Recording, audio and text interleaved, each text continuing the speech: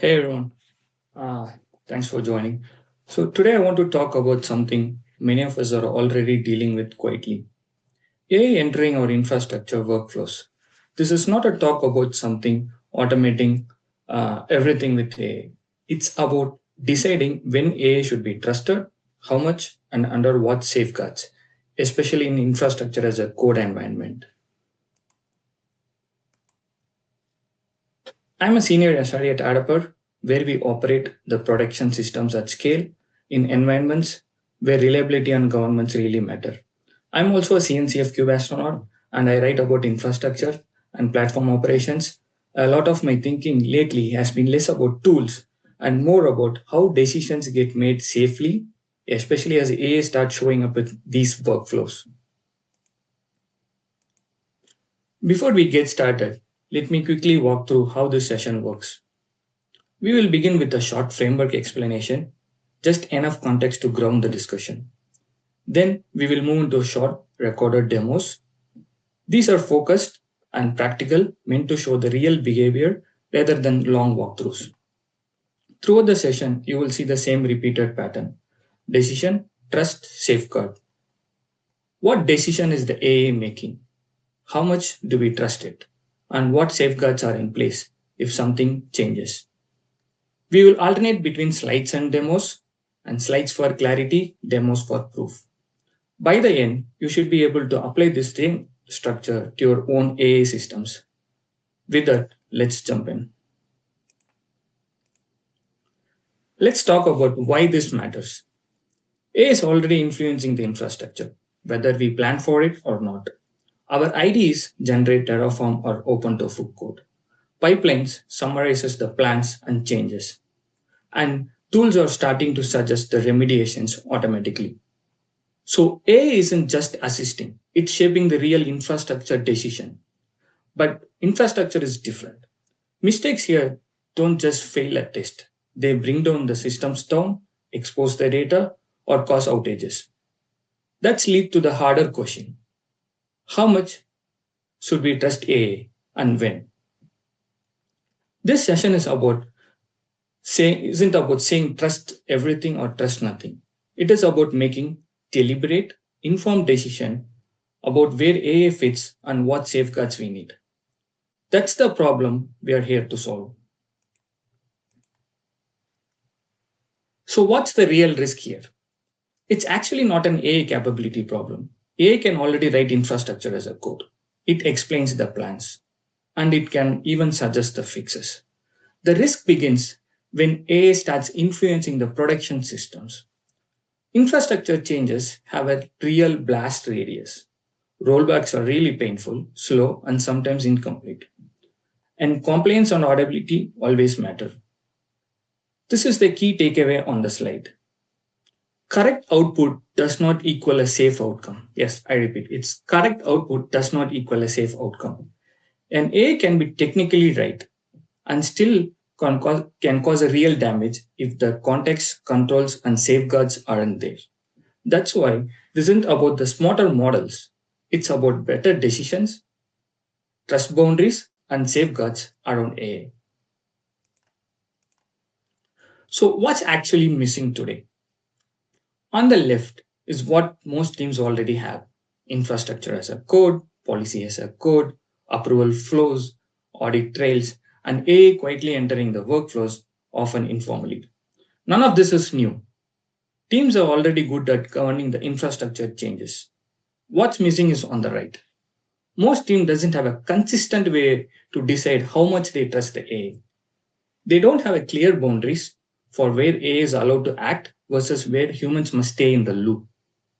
And they lack in the explicit link between the risk, trust, and safeguards. So AI ends up everywhere, but govern nowhere. The goal isn't more tools. It's clear, repeatable framework for making these decisions.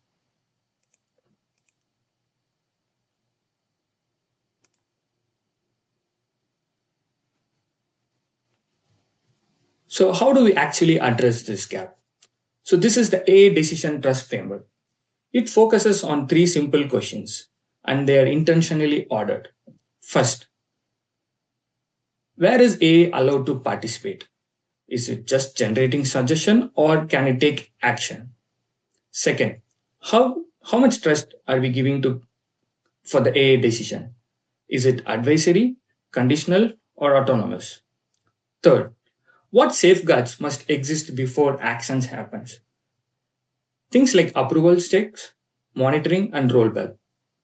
The key point is this. This is a decision layer, not a new tool. It sits on the top of the tools you already use, and it helps the team make consistent, repeatable decision about AI in infrastructure. Now let's see how this plays in the practice.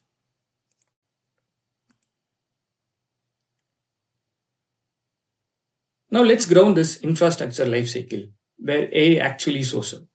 So AI is already present across all four stages. First, tuning the development.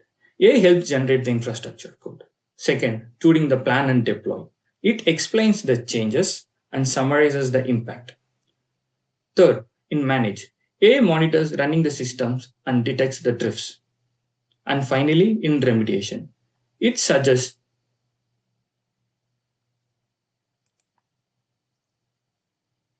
it suggests for even automated fix for incidents.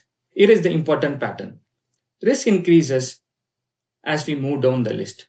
Generating the code is really a low risk. Letting AI influence the running infrastructure or remediation decision is much higher risk. That's why trust and safeguards can't be one size fits all.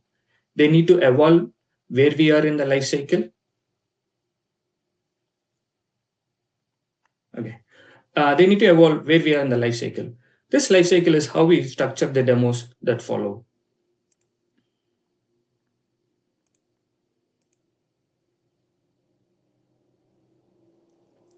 Next, let's talk about the AA trust level. The most idea here is simple. Trust is not a binary. At level 0, A is observe only. It watches, analyzes, but never influences the decisions. At L1, A can suggest or explain. This is what most teams start. A helps, but human decides. At L2, A can act with approval. The system proposes an action, but a human must explicitly approve it. At L3, A has a bounded autonomy. It acts on its own, but only within very tight predefined limits. One key recommendation. Most teams should stay at L1 to L2, especially for infrastructure. Higher trust isn't better by default. It has to match the risk and the blast radius as well. Next, we will take a look at the how safeguard changes as the trust increases.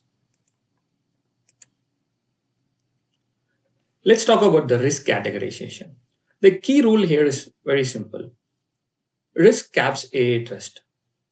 On the low risk end, we are talking about things like tagging, naming. These have minimal blast area, so higher automation is acceptable. In the medium risk category, we have things like security groups and networking. Mistakes here matter, so trust needs the tighter control. At the high risk end, we are dealing the data stores and deletions. Error can be irreversible, so A autonomy may be heavily constrained.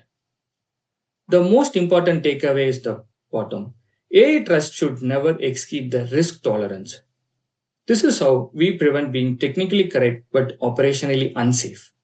Next, we will see how this maps directly to the safeguards in the demos.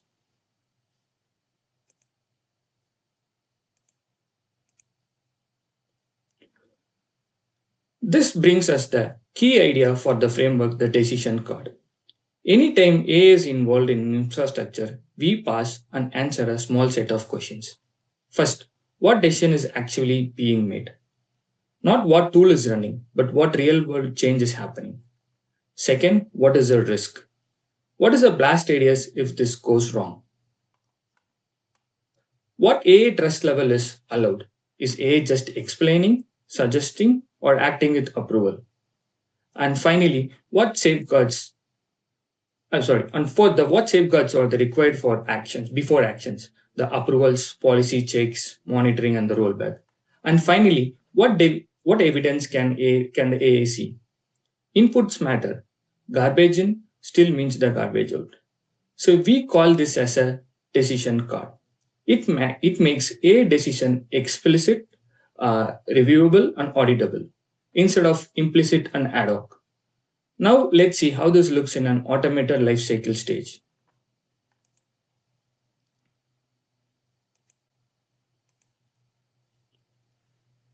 So for the demo one, the develop stage, the lowest risk place where A is social. This is the infrastructure authoring stage. A is helping write Terraform or OpenTofu code.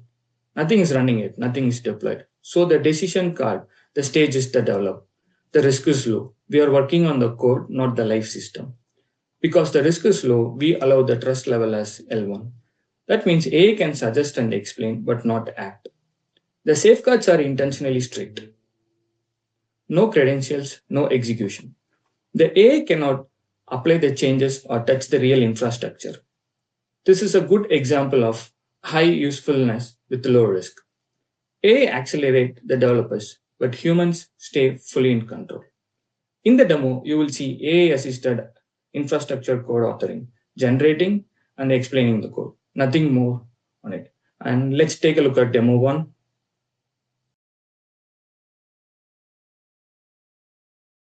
Let's start with the develop stage.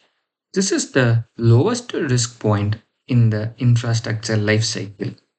So AI trust here is intentionally low. At this stage, I allow AI to help with one thing only, suggesting and explaining the infrastructure code. There is no execution in this demo. I am going to paste a short engineering note with the requirements. This could be a copilot, an internal model, or any AI assistant. The framework itself is a tool agnostic. The goal here isn't a perfect code. The goal is to show the boundary.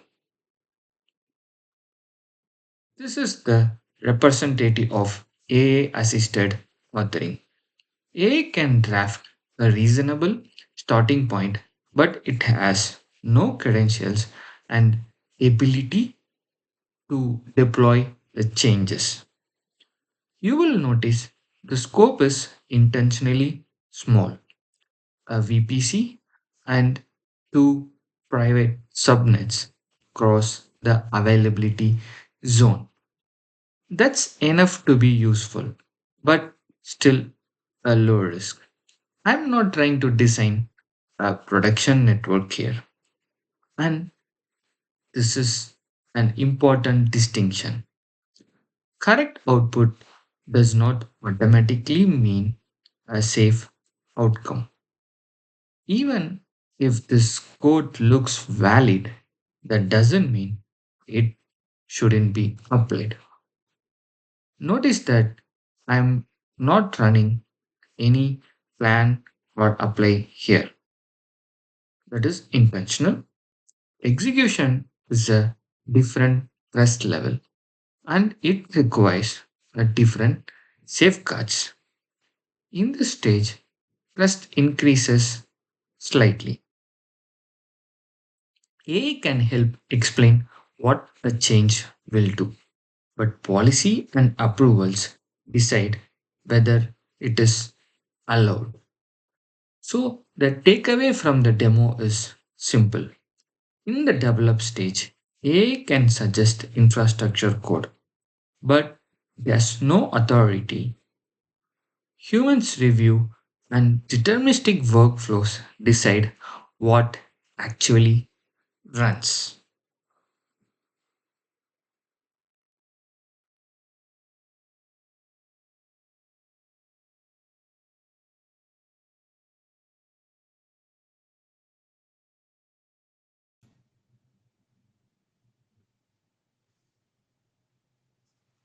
Yeah. So next up is the demo 2, plan and deploy, where things start to get more interesting. We are now past authoring the code and into the planning real infrastructure changes. This is where the blast radius becomes real. On the decision card, the stage is plan and deploy. The risk moves to medium. Changes haven't applied, but they are close because the risk increases. So we move the A trust level from L1 to L2. A can still explain and suggest, but any actions requires explicit approval. This is why the safeguards here are policy plus approval. Policies validate what's allowed. Humans approve what actually goes forward. In this demo, you will see A explain the plan, what changes are happening, what policies are triggered, and why an approval is required. A speeds up understanding. Humans keep up the control. And now let's take a look at the demo too.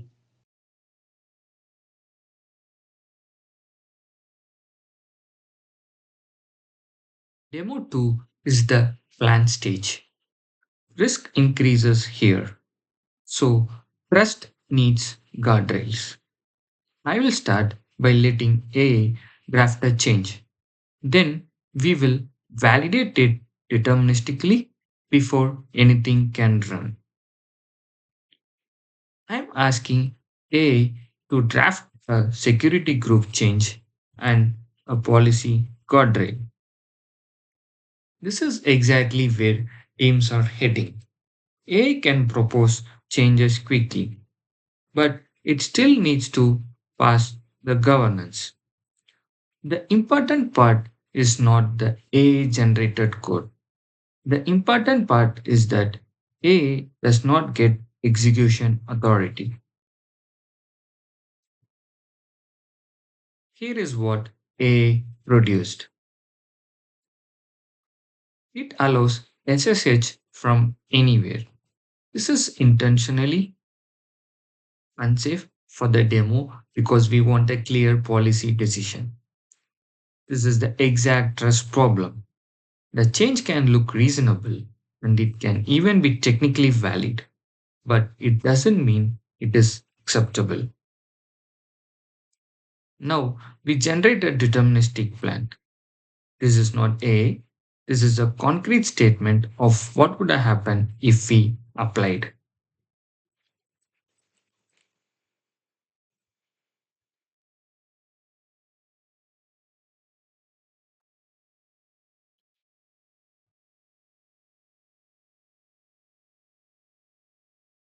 The plan is the evidence that governance system should evaluate.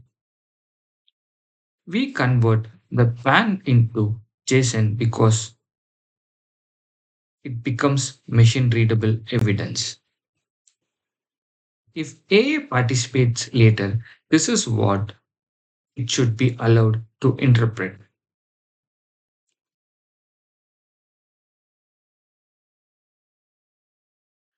I'm opening a formatted version so that it is readable on the screen. The content is identical.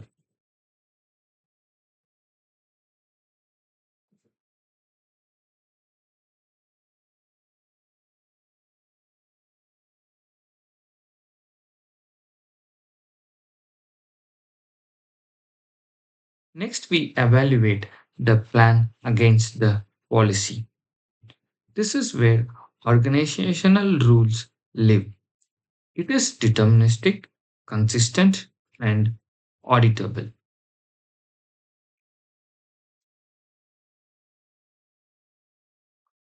I'm not teaching the policy syntax here. The point is decision authority.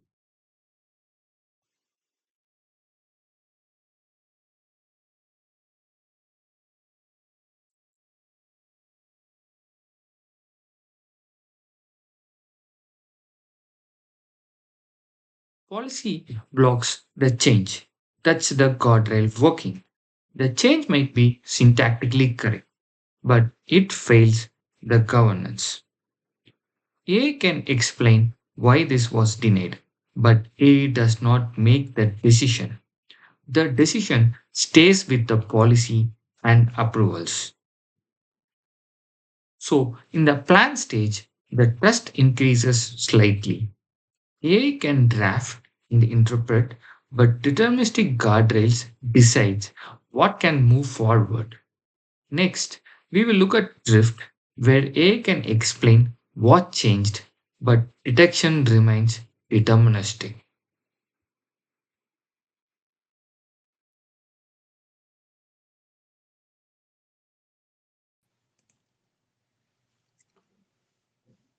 So now we are at demo 3, manage. So where AI interacts with running the infrastructure. There is no longer about code or plans. Systems are live, users are impacted. On the decision card, the stage is managed. The risk is medium. Not because the changes are happening, but because the drift and anomalies matter.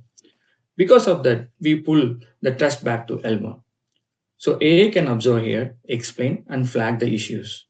But it doesn't take action on its own. The safeguard here is deterministic drift detection, clear rules, predictable signals, and no autonomous remediation. In this demo, you will see AI explain the detector drift, what changed, why it matters, what a human might want to do next. AI provide awareness. Humans decide the response. Let's take a look at demo 3.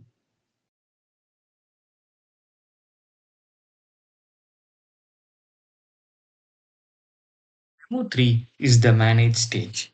Here, the question is drift. Something changes outside the pipeline, and we need deterministic detection before remediation. This code defines the intended state. We are managing only the VPC tags for a safe demo. I changed the tag directly in the AWS console. This is our drift event. Now I run plan. This is deterministic drift detection. It tells us exactly what differs between the declared state and the real state.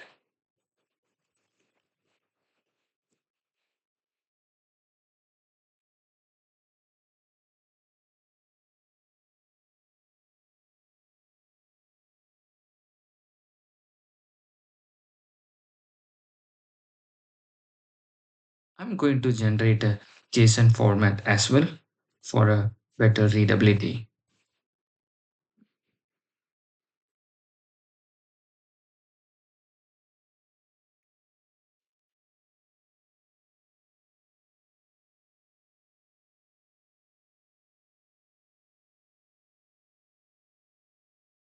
Let's put it in pretty format. Let's review this JSON file now and see what is the drift here.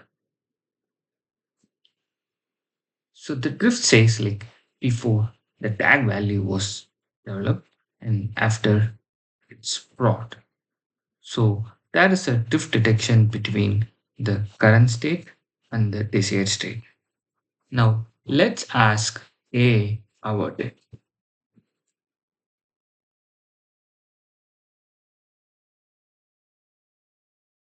I'm going to ask the AI tool to summarize the drift shown in this plan, explain why it matters operationally, and propose the safest remediation approach. Here, AI is acting as an interpreter. Detection is still deterministic. AI helps explain the impact and the safest next step.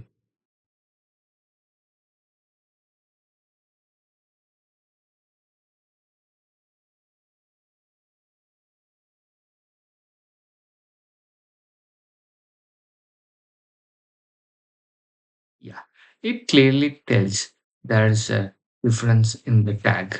So, state in the code it's developed, but it's actually broad in AWS. So, clearly detects the drift. Also, it says about the operational impact as well, and it also gives the safest remediation approach. So, in the managed stage, AI stays limited. Deterministic tools detect drift. AI can help interpret, propose a safe response, but execution still stays behind approvals and policy.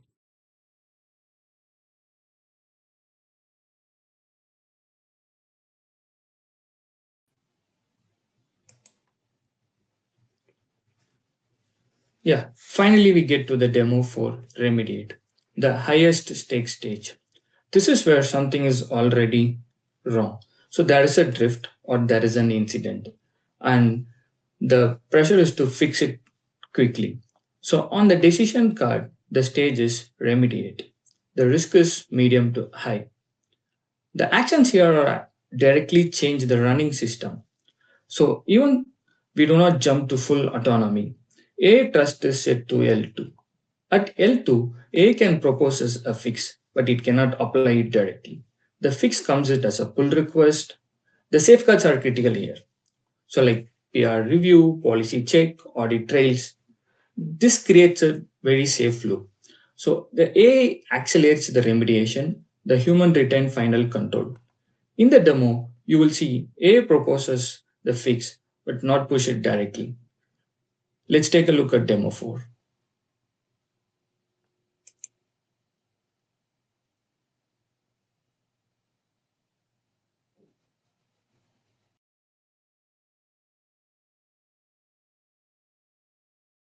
Demo 4 is remediation. We already detected the drift deterministically. Now the question is how we remediate it safely. First, I will regenerate the plan. This is the evidence. It tells us exactly what would change to restore it to the declared state.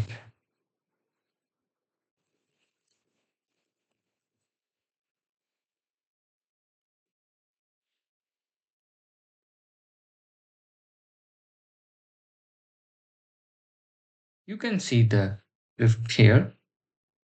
It is on the PPC tags.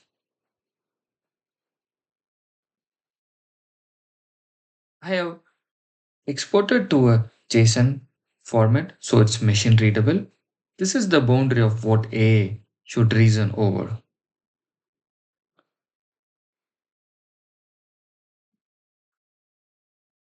Now, AI participates as an advisor. It does not execute anything. It reads the evidence and proposes the safest remediation. I am going to ask to provide summarize the drift occurred and what is the operational risk, propose the safest remediation steps, provide a change plan in human terms, suggest an approval checklist.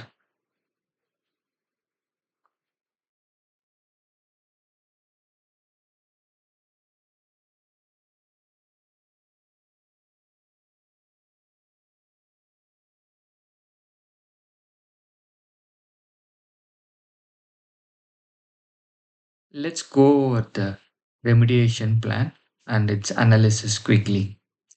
It detects the drift. It clearly says the tag of environment got changed. So the current state in AWS is prod and the declared state that is in the code it's developed. So what is the operational risk here? Infrastructure no longer matches the infrastructure as a code declaration. Definitely, it's a compliance violation. In regulated environments, undocumented state changes or audit failures. So the blast radius, it's basically low because it's only one tag on one VPC. No compute, network, or security group changes. The safest remediation steps. Review the change history in AWS Cloud Tray. Try to get the stakeholder approval, plan the validation, and read only rehearsal. That's basically try to run it, the Terraform plan, and apply with audit logging. What will change? So it's basically the tag will get updated from prod to develop. The rest other things will remain the same. So what is the approval checklist here? Any infrastructure change goes should get reviewed and approved with infrastructure or platform leads, the environment owner, and the compliance team, and the change advisory board. The key principle is that remediation is still gated. Even if the fix is obvious, we don't run it directly. We route it through the same approval and policy checks and any other change. So in remediation, AI trust stays limited. Deterministic tools detect and describe the change. AI helps humans act faster and safer, but policy and approvals remains the authority.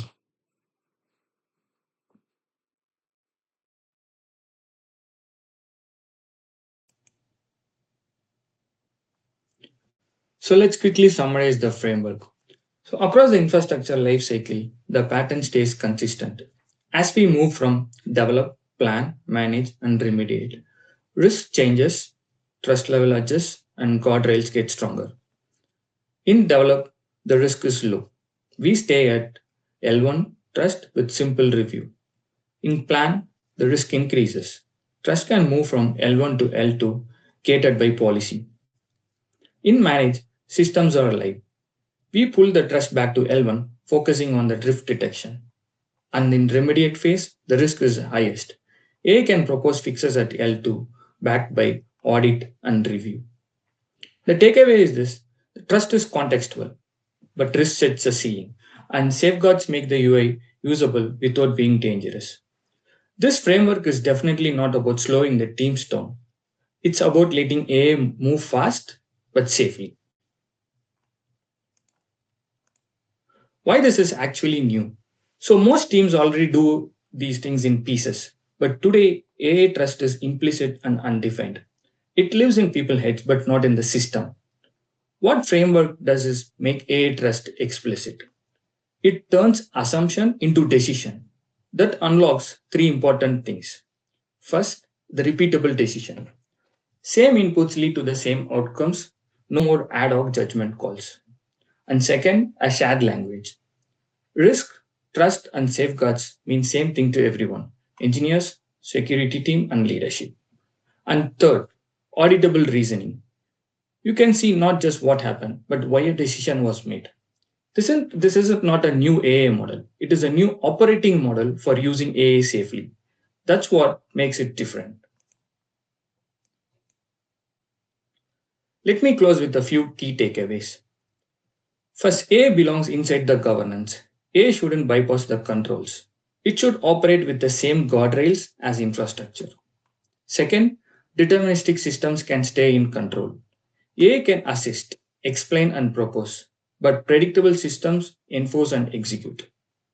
Third, trust must be designed, not assumed. If trust isn't explicit, it's accidental. And finally, autonomy is earned. Start at L1 and L2. Increase the autonomy only when risk, evidence, and safeguards justify it. Again, the goal isn't about to slow teams down. It's led to AI move fast without breaking things. I will close out with one final thought. The goal is not fully autonomous infrastructure. That path is fragile. It assumes AI will always be right, and that's how the real systems fail. The real goal is on the right: trustworthy infrastructure with AI assistance. AI should help us move faster, but governance, controls, and humans stay in charge. That's what this framework is about: making trust explicit, matching autonomy to risk, and putting safeguards where they matter the most. If you remember one thing from this talk, remember this: don't ask how autonomous can AA be. Ask just how trustworthy does our infrastructure need to be.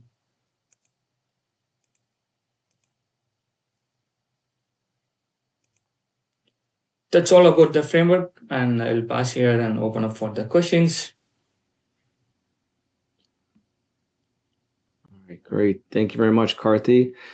We did get a few questions during the presentation. Some of them got uploaded, so I can bring those up and share them. We can go through these. All right, so the first was from Vladimir. He asked, what was the driving factor for choosing Haiku as the model as opposed to Sona or Opus? Okay, so this is just like, okay, basically for this demo perspective, I just chosen the haiku. But when this is for a simple minimal infrastructure things, like not a big complex requirement. But when the requirement increases, yes, we need to like change the model accordingly. But for particularly for this specific requirement, I chose the haiku, nothing besides that. Okay. Igor asks, feedback in the chat with Claude Haiku 4.5 isn't exactly collaborative. How do you usually share this feedback in a PR? Feedback in the chat. Exactly. How do you usually share the feedback in the PR? So my understanding is like, I guess we are talking about this fourth stage of like how we remediate. Um, so basically, the plan is to like it. I mean, anything like when it gives the suggestion. So it's basically like it should give a descriptive PR, like what impact it will do, like based on the changes what we are doing. So that's all about like the descriptive one. I guess I understand your question right and I answered it. If not, just let me know, I can explain further.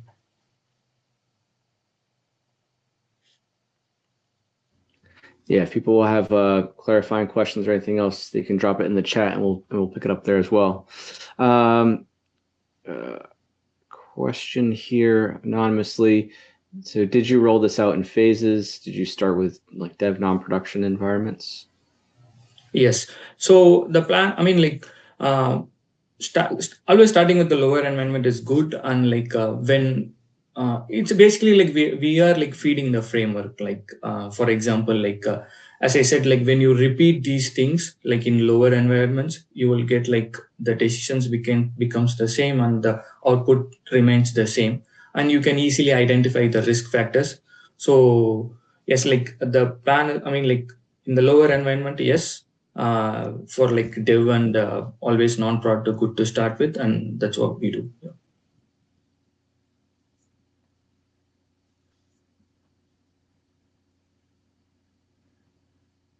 Okay. There's like one more question here. Looks like Yulia, if I'm sorry if I mispronounced your name, you started to write a question, but it got cut off at the end. So if you want to, like, I could just see the end, how you were starting to write a question, but it didn't come through. Let's see. There is one here it's a bit longer, but I guess if I scroll down to the end here, it's the person is asking really about you know, the kind of the why behind placing some of these steps around the code generation into that decision card, that part of the framework. So maybe, yeah, Karthi, you want to talk about, why taking this approach versus maybe some existing approaches like Terraform modules and pipeline templates? Yeah. So like for example, like each organization have its their own like policies, like on guardrails. But how much, I mean, like we are following for entire infrastructure, that becomes a question.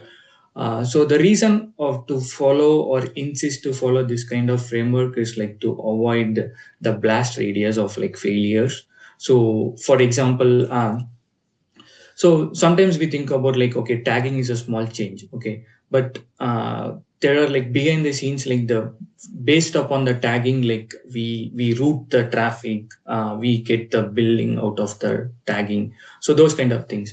So the thing is like when we write our own policies and like make it a repeatable decision, that gives a solid output. So that's a reason like thought of going with the decision card, and make sure like this is stable and consistent.